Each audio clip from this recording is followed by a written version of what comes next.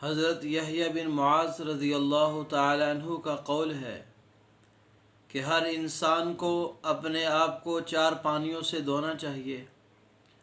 اپنے چہرے کو شرم کے پانی سے، یعنی اپنے چہرے کے اوپر حیا کو ظاہر کرنا چاہیے۔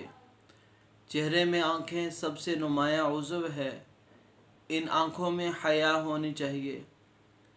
اور اپنے دل کو گناہوں کی شرمندگی اور ندامت کے پانی سے صاف کرنا چاہیے، کیونکہ جب انسان گناہ کر لیتا ہے تو دل پریشان ہو جاتا ہے، لیکن توبہ کر لینے والا، ندامت کر لینے والے کی گناہوں کو معاف کر دیا جاتا ہے۔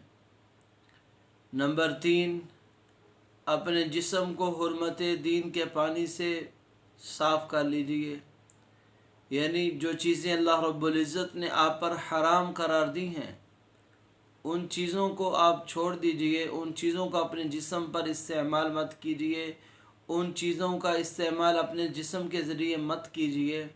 حرمت دین کی حرمت کے اعتبار سے اپنے جسم کو پاک صاف کر لیجیے۔ نمبر 4، اپنی زبان کو معذرت کے پانی سے پاک صاف کر لیجیے۔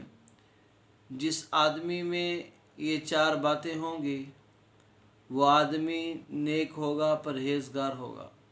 مع السلام۔